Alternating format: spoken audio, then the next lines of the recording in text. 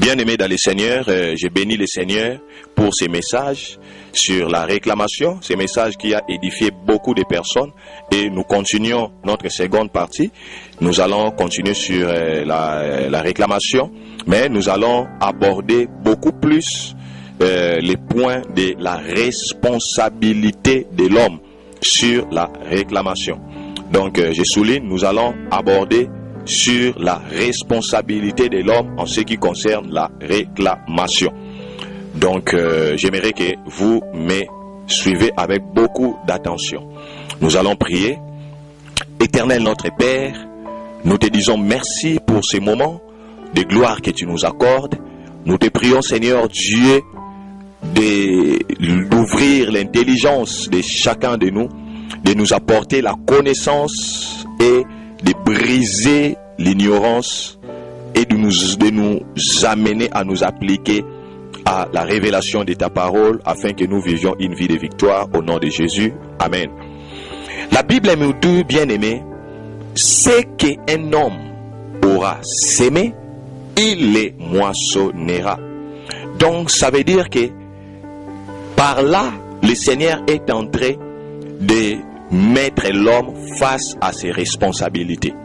Ça veut dire que l'homme est responsable de ses actes. L'homme peut déterminer ce qui peut lui arriver aujourd'hui. L'homme peut déterminer ce qui peut lui arriver demain. L'homme peut déterminer les mal ou les biens qu'il peut récolter dans sa vie. L'homme peut déterminer les mal et les biens qu'il peut voir dans ces générations qui vont suivre après lui. Donc, nous allons voir comment est-ce que l'homme peut accomplir ces choses à la lumière de la parole. Nous lisons Romains chapitre 5, les versets 12. Je commence, la Bible dit ceci. C'est pourquoi, comme par un seul homme, le péché est entré dans le monde, et par les péchés, la mort. Et qu'ainsi la mort s'est étendue sur tous les hommes, parce que tous ont péché. Et lorsque nous poursuivons notre lecture, dans les versets 18 au 19, la Bible nous dit ceci. Ainsi donc, comme par une seule offense, la condamnation a atteint tous les hommes, de même par un seul acte de justice, la justification qui donne la vie s'étend à tous les hommes. Car, comme par la désobéissance d'un seul homme, beaucoup ont été rendus pécheurs, de la même, par l'obéissance d'un seul, beaucoup sont rendus justes. Alléluia.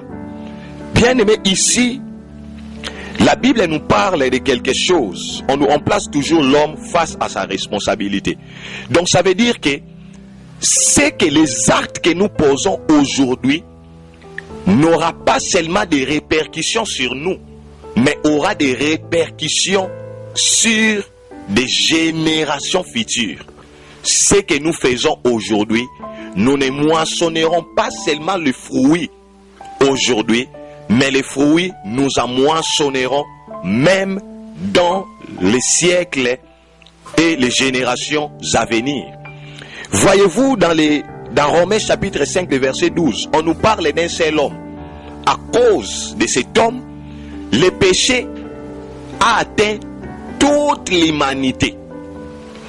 Et cet homme, c'est Adam. Si nous rentrons dans Genèse chapitre 3, nous allons voir comment est-ce qu'à cause de l'acte que cet homme a posé, le péché a atteint toute l'humanité. Cet homme,